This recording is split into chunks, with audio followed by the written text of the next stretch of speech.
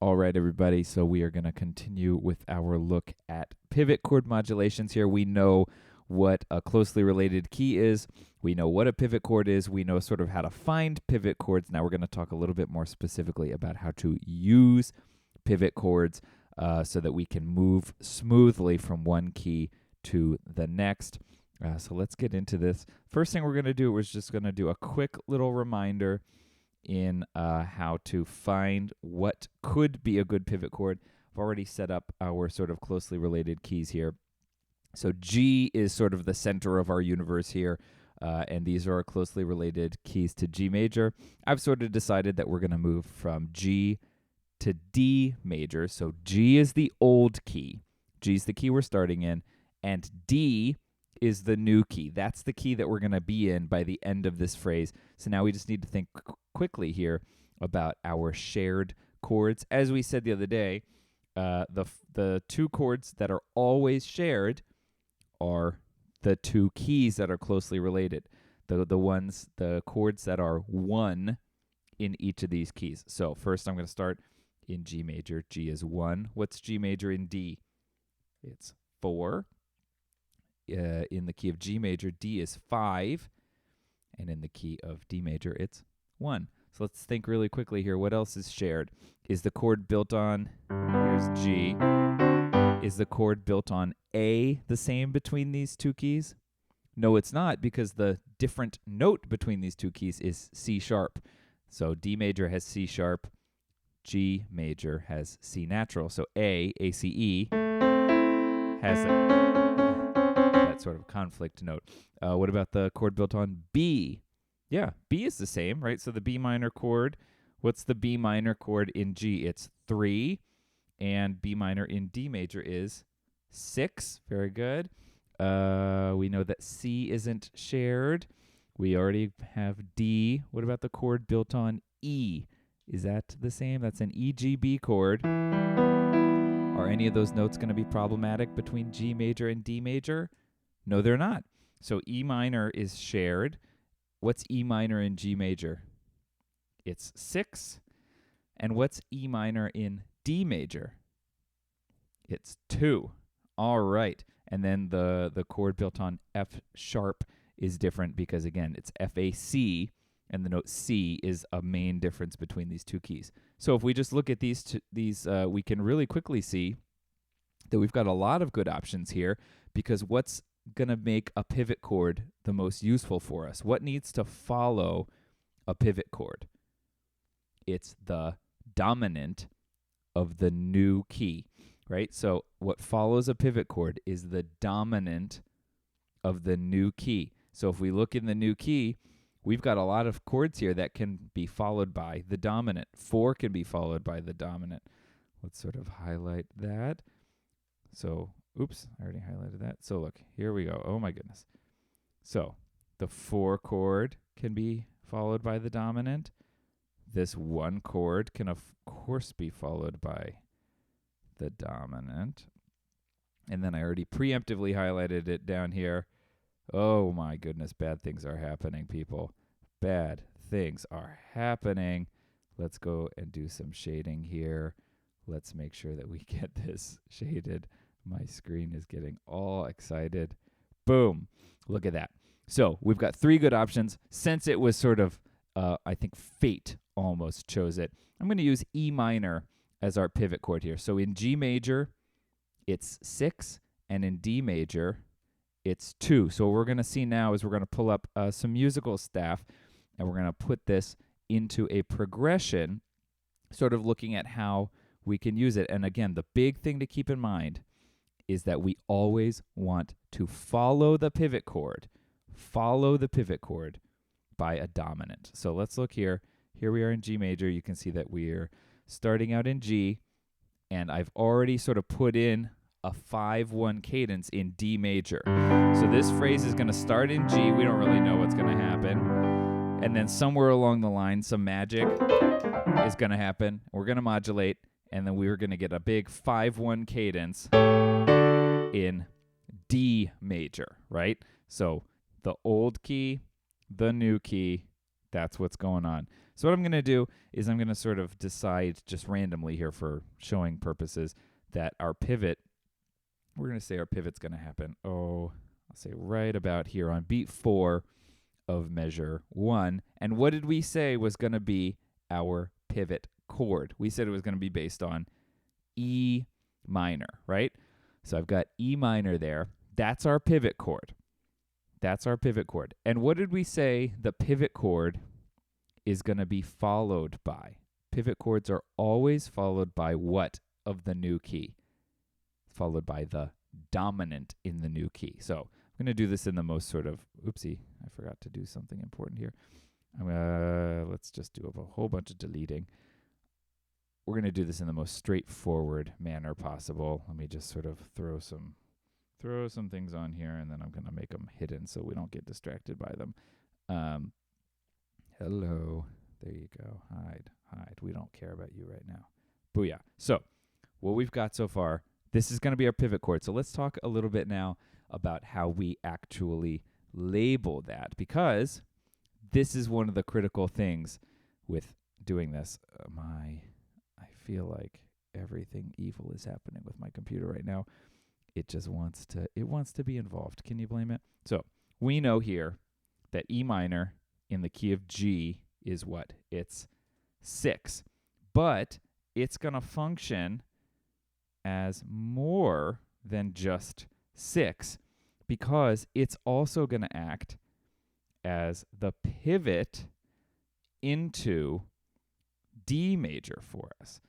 It's going to be the pivot into D major. And so what I've done is I just threw this little symbol here, and this is sort of our modulation symbol where we can show that this chord is acting in 2 keys at once. It's acting in 2 keys at once. So it's sort of showing that on the top here, this is 6 in G major, right? It's 6 in G major.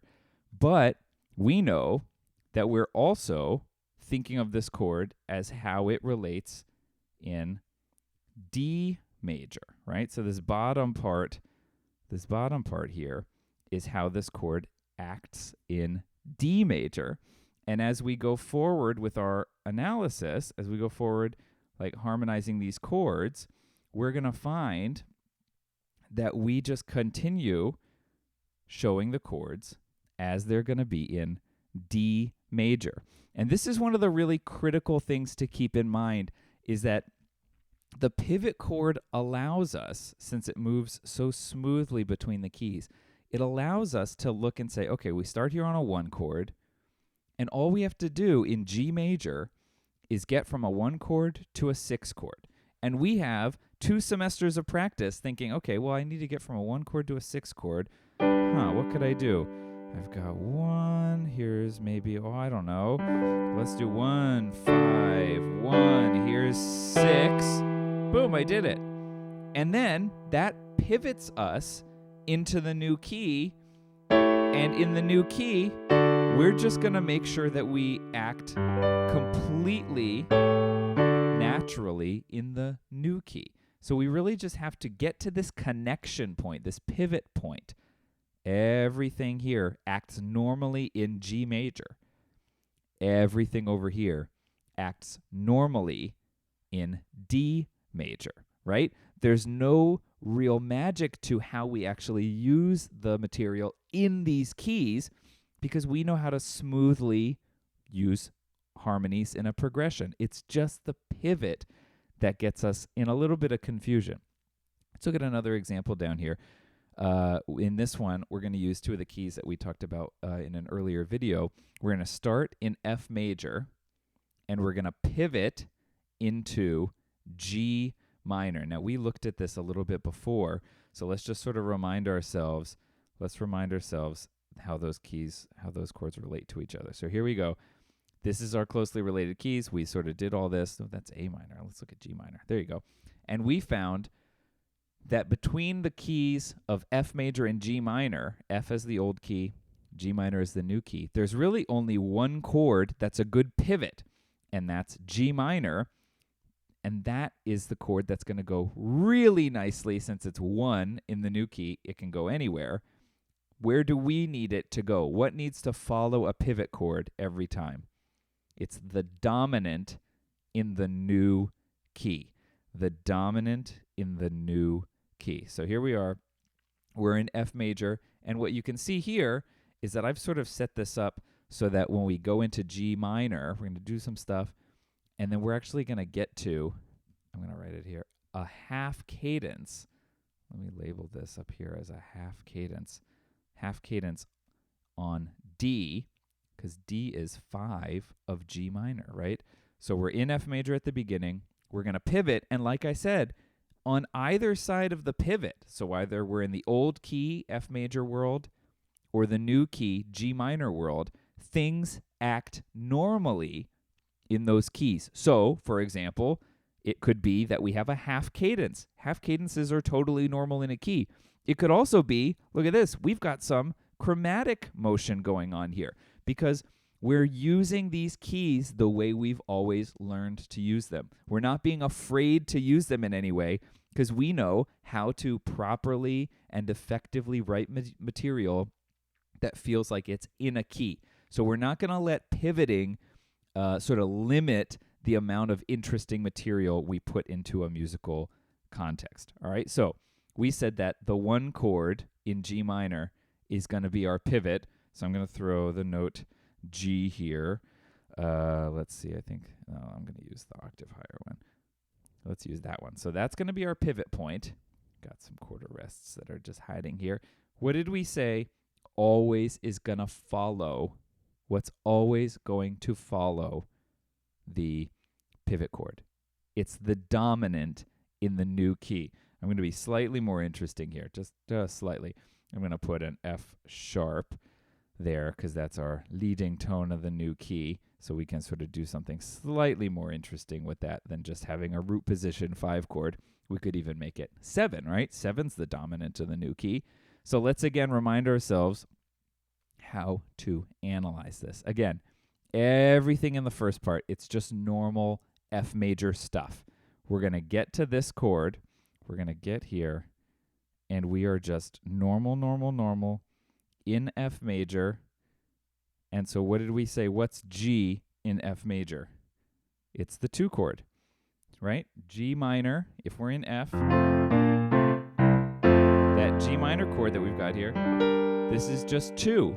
And so if I sort of write a measure, right, 1, 5, 1, going to 2, our ears don't yet know that this is about to be our pivot into G minor. And at that point, now we're sort of ready to just very normally get to a half cadence in G minor because this is our pivot point. And so I put our modulation symbol there, which shows that this chord is going to be acting in 2 different keys at once. 2 separate keys all at the same time. In G minor, this is the 1 chord, right? So here's our 1 chord in G minor.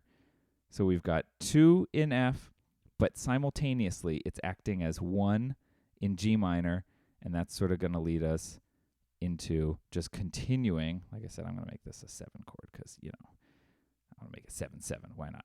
Because that's more fun, right? And we're just going to continue to function forward in G minor. So the big thing to take away here is that in each of the keys, we know how to write music in F. We know how to write music in G minor. It's just that pivot point right in the middle that helps us smoothly move between the 2. And the critical piece is that we always follow the pivot chord with a dominant in the new key. All right, we're going to keep working on that.